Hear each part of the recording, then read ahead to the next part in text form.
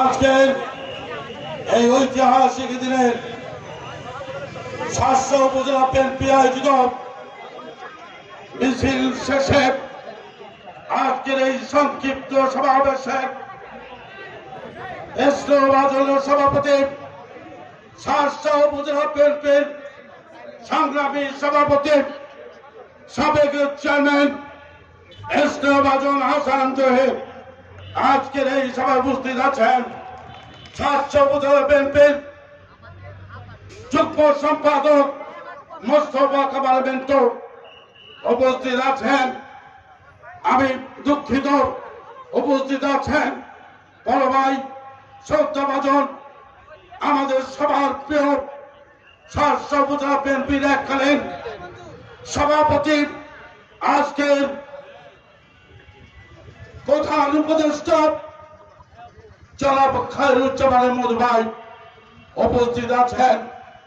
সংগ্রামী সাংগঠনিক সম্পাদক আশরাফুল আলম বাবু উপস্থিত আছেন। সাবেক ছাত্রদল সাংগঠনিক সম্পাদক সালাউদ্দিন আহমেদ আজকের এই সভায় প্রস্তাবিত যুবদলের সভাপতি মুস্তাফিজুর হোসেন, সদস্য সচিব জেলা যুগ্ম সম্পাদক এমদাদুল হক ইমদাদ, স্বেচ্ছাসেবক দলের দুইজন আছে রাকিবুল হাসান নিপুণ, সেলিম হোসেন আসাদ, ছাত্র দলের জয়ন ইসলাম জয়ন, সবুজ হোসেন খান, কৃষক দলের সাখাওয়াত হোসেন, আমিরুল ইসলাম সহ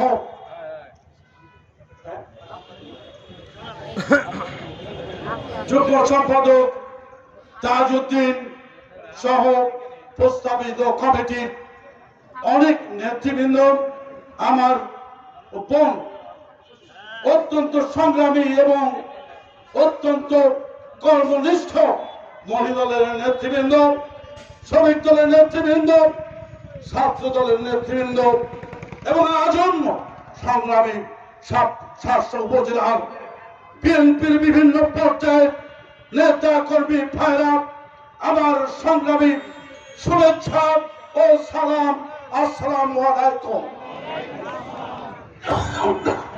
প্রিয় বন্ধুরা, আজকে আমরা সবাই মনে করছি আমরা বিজয় অর্জন করেছি, আমাদের উল্লাসের দিন, আনন্দের দিন।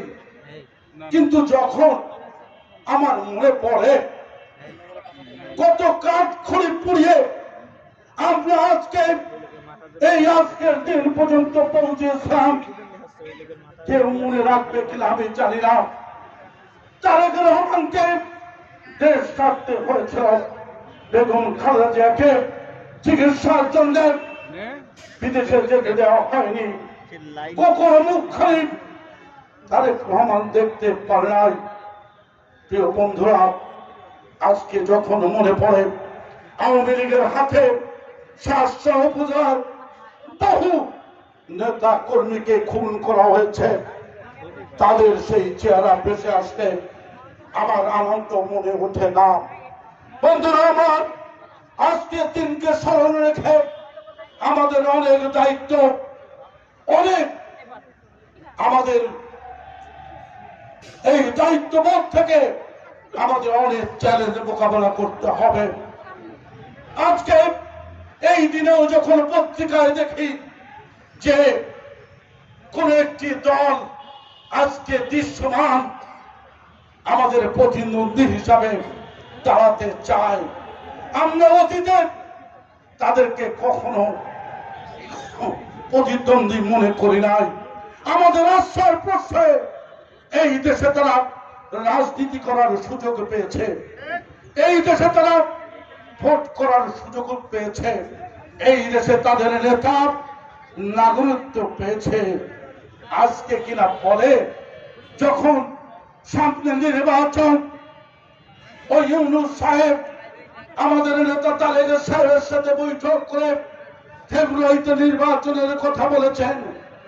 আজকে ওই মাওলানা আবু তাহের পত্রিকায় দেখলাম উনি বলছেন যে যতক্ষণ পর্যন্ত আনুপাতিক হারে ভোট হবে না ততক্ষণ পর্যন্ত এই দেশে কোনো নির্বাচন হবে না। জামাত ইসলামের ওই স্বপ্ন পূরণ হবে না। এই বাংলাদেশে বিএনপি নির্বাচন অনুষ্ঠিত করবে এবং ফেব্রুয়ারির মধ্যে নির্বাচন হবে এবং বাংলাদেশে সেই নির্বাচনে একটি সরকার প্রতিষ্ঠিত হবে। সেই সরকারের প্রধান হবে আমাদের নেতা তারেক রহমান। বন্ধুরা, বক্তব্য বাড়াবো না। আপনারা সবাই ভিজে আছেন, কষ্ট করে এসেছেন। এখন আর কোন আমাদের মধ্যে ভেদাভেদি নাই, আমাদের মধ্যে কোন তন্ত্র নাই, ফ্যাসাদ নাই। আওয়ামী লীগকে আশ্রয় প্রশ্রয় দিবেন না। যে দিবেন সরাসরি হোক অথবা ইনডাইরেক্ট হোক অথবা আত্মীয়স্বজনের নামে হোক, তার এই দলে জায়গা হবে না। বন্ধুরা, কথা বলতে চাই না। সামনে নির্বাচন, এই নির্বাচনে আমরা কাউকে প্রতিদ্বন্দ্বী মনে করি না। আমাদের একটাই করণীয়, ইস্পাত কঠিন ঐক্য। মানুষের দ্বারে দ্বারে তারেক রহমানের 31 দফা, তার যে স্বপ্ন সোনার বাংলাদেশ করা, একটি 31 দফার ভিত্তিতে একটি রাষ্ট্র কাঠামো তৈরি করা, সেই স্বপ্ন যেন আমরা পূরণ করতে পারি। আমরা পূরণ করব, এই ওয়াদা মানুষের কাছে পৌঁছে দেন। প্রিয় বন্ধুরা, আমি শেষ করতে চাই, পরিশেষে বলতে চাই,